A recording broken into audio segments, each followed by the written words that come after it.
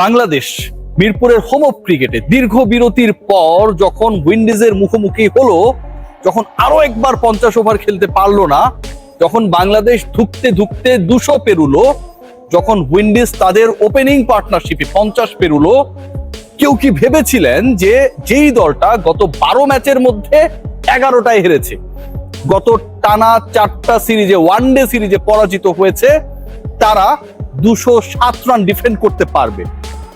কেউ কি ভেবেছিলেন যাকে মেহেদী হাসান মিরাজ তার বোলিং অ্যাটাকের ফিফথ অপশন হিসেবে, পঞ্চম বোলার হিসেবে আক্রমণে নিয়ে আসলেন রিশাদ হোসেন, তিনি পুরো ম্যাচের মোড় ঘোরাতে পারবেন?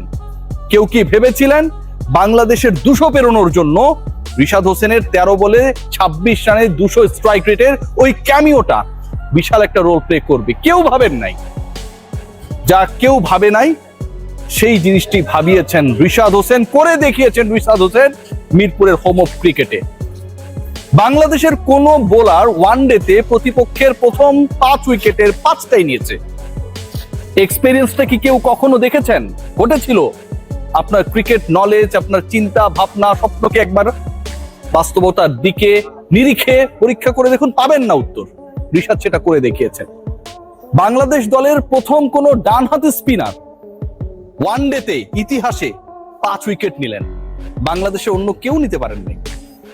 রিশাদ হোসেন আজকে যা করে দেখিয়েছেন, ব্যাটে করেছেন, বলে করেছেন, স্পিনে করেছেন, প্রতিপক্ষকে নাকানি চুপানি খাইয়েছেন এবং বাংলাদেশকে 12 ম্যাচে 11টা হারা দলকে ফাইনালি মিরপুরে একটা দারুণ জয় এনে দিয়েছেন, যেখানে 207 রান বাংলাদেশের জন্য ইনাফ হয়ে গেছে।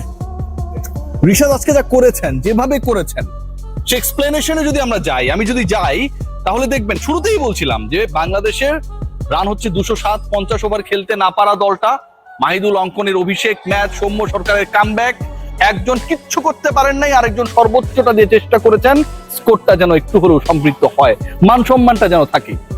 সেই ম্যাচে বাংলাদেশের সেই রান টপকাতে গিয়ে 51 রানের ওপেনিং পার্টনারশিপ দুই উইন্ডিজ ব্যাটারের। পাওয়ার প্লেতে বাংলাদেশের বোলাররা 10 ওভারে বাংলাদেশের বোলাররা they were not able to take any wicket, a single wicket। 45 run তুলে ফেললো উইন্ডিজ। যে আস্কিং রান রেট ছিল, সেই আস্কিং রান রেটের সাথে দারুণ ছন্দে এগিয়ে যাচ্ছিল ক্যারিবিয়ান ক্যালিপসো। রিশাদ বল করতে এলেন, পঞ্চম বোলার হিসেবে বল করতে এলেন, 51 থেকে 92, এই যে 41টা রান উইন্ডিজ অ্যাড করলো, এই 41 রানের মধ্যে 5 উইকেট নেই। বিনা উইকেটে 51 থেকে 92 রানে 5 উইকেট হারানো ওয়েস্ট ইন্ডিজ তখনই পথ হারায় যখন রিশাদ হোসেন জ্বলে ওঠেন।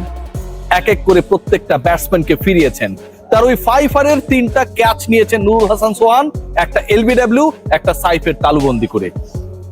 উইকেটের পেছনে নুরুল হাসান সোহান যে ওয়েতে ক্যাচ নিয়েছেন, ড্রপ করেননি, সুযোগ দেননি, স্ট্যাম্পিং করে ব্রেন্ডন কিংকে আউট করার প্রচেষ্টা, অন দা লাইনে থাকার পরও আম্পায়ার উইন্ডিজের পক্ষে ডিসিশন দিয়ে দেয়া, এবং পরবর্তী সময়ে সেই ব্যাটারকেই সোহান তালুবন্দি করেছেন রিশাদের বলে। সবকিছুই যেন একটা নতুন মহাকাব্য।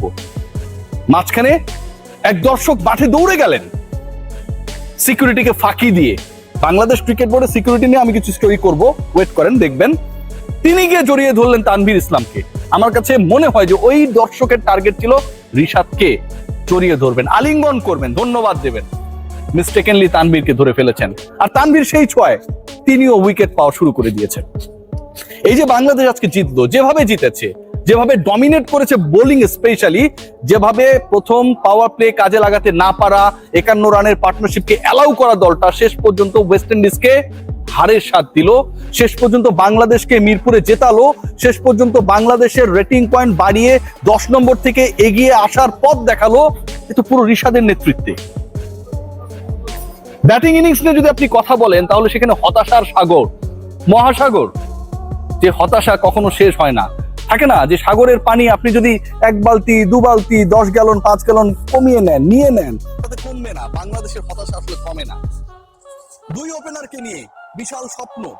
সকালবেলা পোস্ট করেছিলাম যে আপনারা কাকে আসলে চান সাইফের পার্টনার হিসেবে। সৌম্য সরকারের নাম চলে এসেছে, সতে সাইফ, সতে সৌম্য, এস দিয়ে শুরু দুজনের নাম, দুজনই শেষ হয়ে গেলেন, সতেই শেষ হয়ে গেলেন অতি দ্রুত। এরপর আমরা পার্টনারশিপ দেখেছি, চেষ্টা দেখেছি, স্লো ব্যাটিং দেখেছি, বিরক্ত হয়েছি, স্বপ্ন দেখেছি, কিন্তু বাংলাদেশের স্কোরটা আসলে যতটুকু এক্সপেক্ট করেছি কালো মাটির এই উইকেটে, যে উইকেটটা ড্যারেন স্যামির মতো ক্রিকেটারও কখনো 15 বছর বাংলাদেশে এসেছেন দেখেন নাই, সে উইকেটে বাংলাদেশ সেই পথে যেতে পারে নাই। 180-র মধ্যে যখন 7-8টা উইকেট চলে যায় সেই স্বপ্ন ধাক্কা খায়।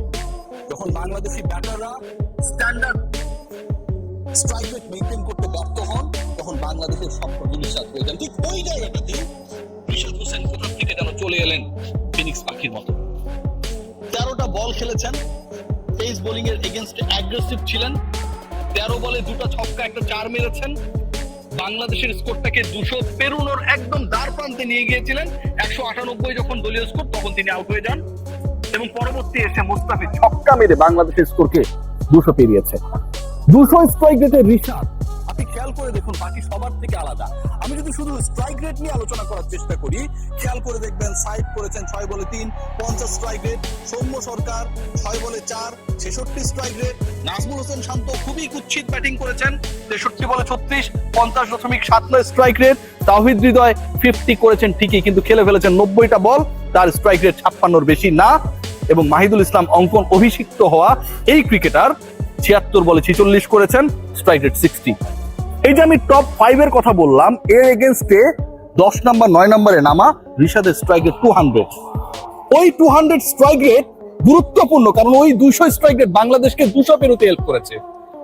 ওই 13 বলে 26 যদি রানা বল হতো, তিনি যদি 13 বলে 13 রান করতেন, বাংলাদেশের স্কোর 200 হতো না। আর 200 যদি না হতো, এই ম্যাজিক্যাল ফিগারটা যদি বাংলাদেশ স্পর্শ করতে না পারতো, উইন্ডিজের জন্য লক্ষ্যটা আরো সহজ হয়ে যেত। আজকের একটা ম্যাচ এয়ারপোর্টে আপনারা সবাই জানেন যে যেখানটায় কার্গো কন্টেইনার গুলো রাখা হয়, বিভিন্ন পার্সেল রাখা হয়, ইম্পর্টেন্ট মালামাল গুলো রাখা হয়, সেখানটায় দুর্ভাগ্যজনক ভাবে আমরা দেখেছি নাশকতা হয়েছে, আগুন ধরেছে। মিরপুরে আগুন লাগিয়েছেন রিশাদ হোসেন, হেলকি দিয়ে, জাদু দিয়ে, মায়াবী স্পিনে রেকর্ড করেছেন। প্রতিপক্ষের 5 উইকেট নেই, আমার বাংলার একজন বোলার লেগ স্পিনার, তিনি আবার ওই 5টা উইকেট নিয়ে নিয়েছেন। প্রথম ডান হাতে স্পিনার হিসেবে বাংলাদেশের ইতিহাসে ওয়ানডেতে প্রথমবার 5 উইকেট নিয়েছেন। প্রতিপক্ষের স্কোর যখন বিনা উইকেটে 50 পেরিয়ে গেছে, ঠিক তখন সেটাকে ধসিয়ে দিয়েছেন। বাংলার স্কোর যখন 200 পেরুবে কিনা সেই শঙ্কায় ছিল, ঠিক তখন 200 স্ট্রাইক রেটে ব্যাট করে বাংলাদেশকে সেই ম্যাজিক্যাল ফিগার 200 ক্রস করতে হেল্প করেছেন। তাকে দেখে কেউ কি শিখবে?